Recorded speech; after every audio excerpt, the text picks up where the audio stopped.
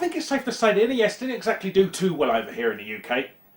Well, actually, that's quite an understatement. It pretty much bent over and pulled apart its bum cheeks for the other systems over here. This was mainly down to 3 issues. First of all, it was nigh on impossible to find one. Mattel, Nintendo's distributor in the UK, decided for some bizarre reason to avoid shops you expect to buy them from, such as Woolworths and Dixons, and instead plumped for chemists such as Boots and family-run indie department stores. Secondly, the prices for games were astronomical. Games would cost up to £70, this was in 1980s money as well, so putting them up against competition like the Master System's price of £25 a game, and home computer games going for as little as £1.99, it didn't really have a leg to stand on. And even if you were lucky enough to sell one of your kidneys to afford an NES game, there was no guarantee that the game would work on your version of the NES anyway, as there was 2 versions of the Nintendo Entertainment System on the market. The NES version, made by Nintendo, and the Mattel version. So why 2 versions of the NES for Europe, I hear you ask? Well, Mattel originally had the rights to produce NESs in Europe, but after Nintendo saw what a terrible job Mattel were doing with their console over here, they pulled the rights and released their own version. But I'll go into that in a later episode. Now you're probably thinking, us poor Brits didn't get to savour the classic NES games at the time because of all the foobar shenanigans going on. But that couldn't be further from the truth. While we didn't exactly play them on Nintendo's little grey toaster, we played them on various other systems instead. Why? Well, let me take you on a journey to a very British guide to NES ports.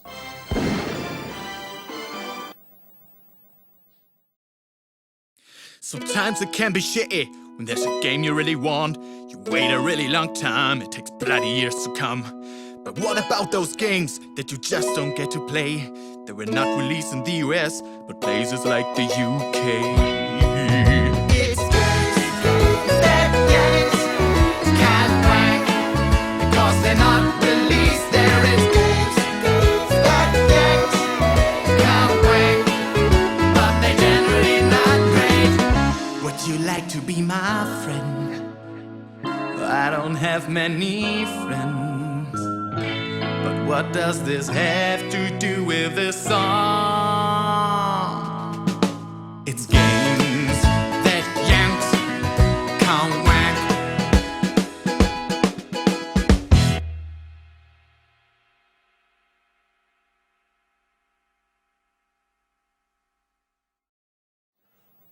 But we'll start today's episode off with a game that everybody knows. Mainly because nobody ever shuts up about it.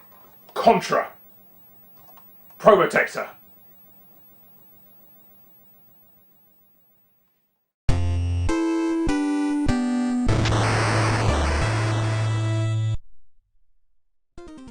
Yeah, alright. Everyone and their mother knows that Konami pulled a Doki Doki Panic on our European bottoms and rebranded the Contra series as Probotector in Europe.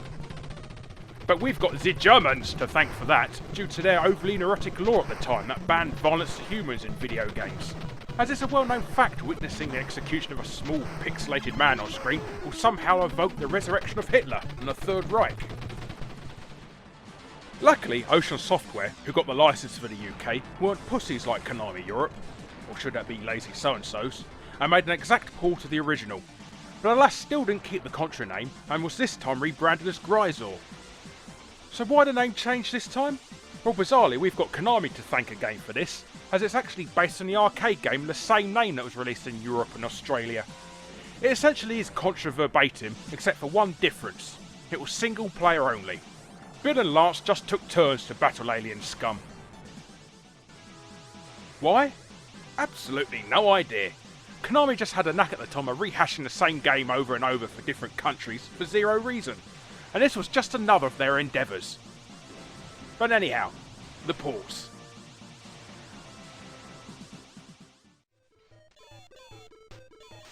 We'll start the ball rolling with everyone's favourite decographical computer, the ZX Spectrum. I'll be playing the 128K version of Gryzor for this feature, as it's regarded as the definitive version of the two, even though they both came on the same tape. But the only differences between this and the 48K version are that it loads between levels, lacks in-game music, and makes a bizarre farting noise whenever you fire a gun.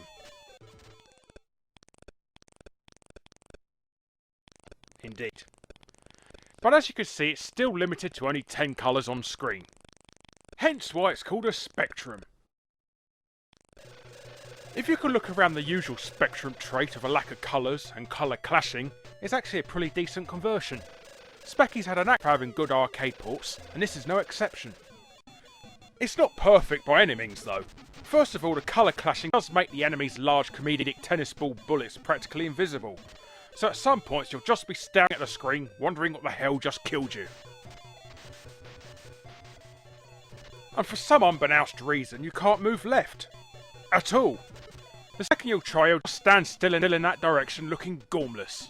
So dare you be half a molecule past the weapon grab you wanted, and forget about it. You cannot pick it up.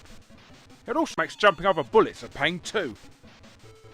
Speaking of which, the three-way spread shot in the game, I call it a spread shot as they all go in the same direction, only the middle bullet actually kills the enemy, so it's absolutely zero difference from the default gun.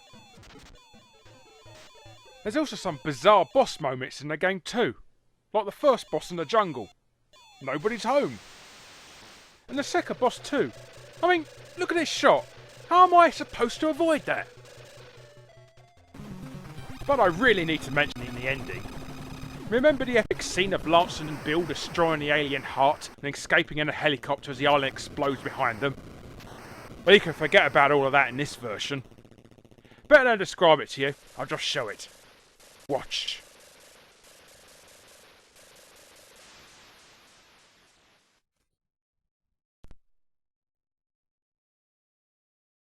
One static congratulations screen. That's it. There's not even any ending credits. Well, I suppose at least they spelt congratulations correctly. But aside from those problems, tragic ending, for some reason I just really enjoy playing it. It's hard as hell as you only get 6 lives and no continues, but it's just fun.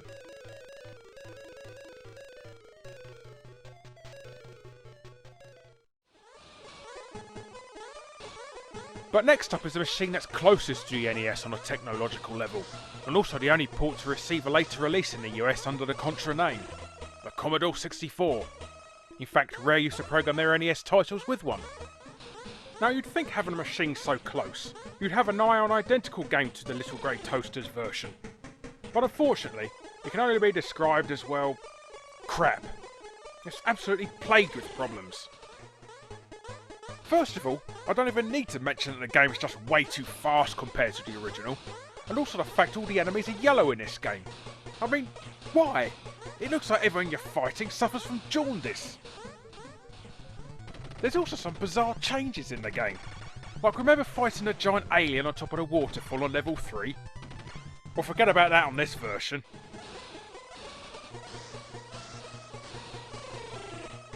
And also that bulldozer mini-boss. Oh yeah, he looks far more intimidating now. He looks like the car out of City Connection. And that boss on level 4. Sure, it's always been a cop-out, it's just a rehash of the second level's boss. But why the hell are you fighting moonwalking midgets this time around? The third-person base level's an absolute nightmare too now. Instead of being able to shoot at 3 levels, you know, like in every other version, you now have to be absolutely pixel perfect with your jumps, which makes some of the targets where you need to jump a total pain. And that's not forgetting all the annoying glitches in the game too. I mean, look at this. Fantastic! It spawns me underneath a platform on the waterfall level, so I automatically fall off the screen with 0 chance of getting over to that ledge in time. Why, thank you ever so much! Ugh! Bloody hell! Alongside the Spectrum version, the Commodore 64 port also has a rather interesting control method to play the game. Interesting meaning extremely annoying. Granted, there's always going to be problems porting a game designed for 2 buttons to a 1-button machine, so they allocated the ability to jump to the spacebar on the keyboard. You do get used to it eventually, but playing Finger Twister on a prolonged gaming session will definitely get you a one-way ticket to Arthritisburg. But you're probably thinking, well, surely it at least got a better ending than the Spectrum version, Larry. Well, you'd be wrong.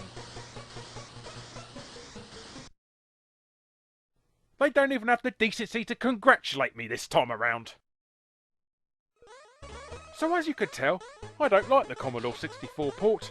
The game's too fast, too glitchy, too floaty, and there's far too many midgets in it for my liking. So not one to actively seek out. Unless you're stupid.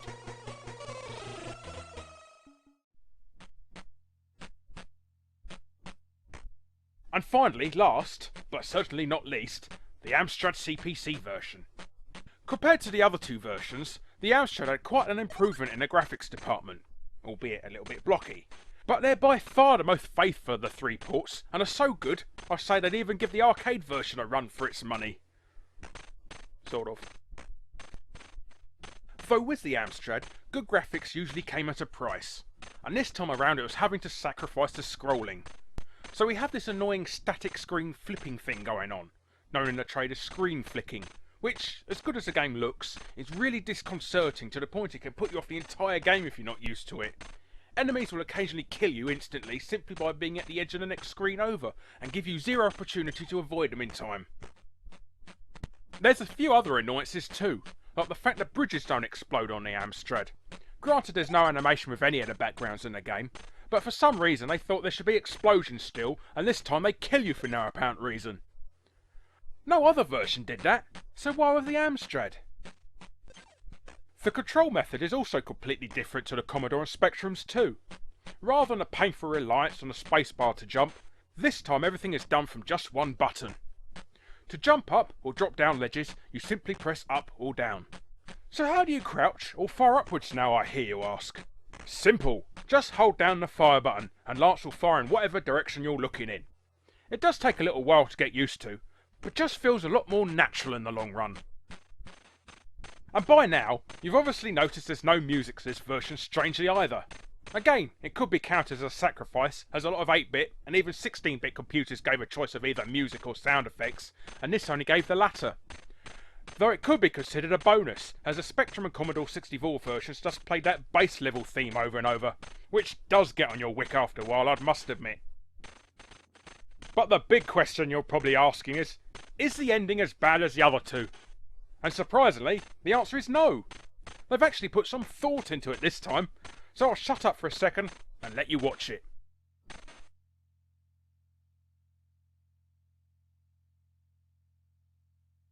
Congratulations! You have saved the Earth from an evil alien threat.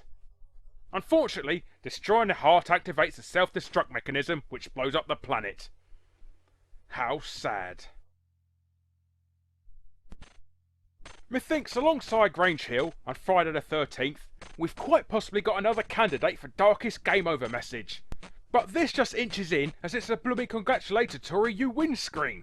This is regarded as your reward. Still, kudos to them for giving the ending a dark twist, especially for the 80s when everything was good triumphs over evil, codswallop.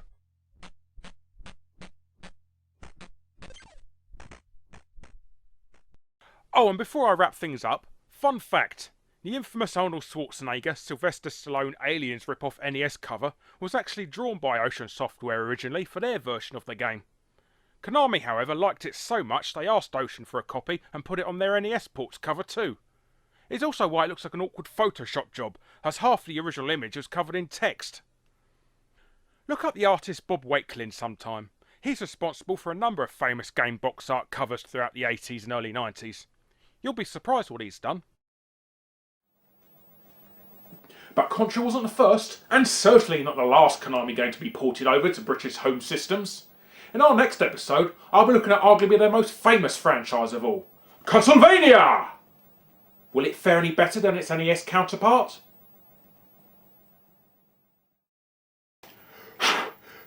Spoiler alert, no, it won't.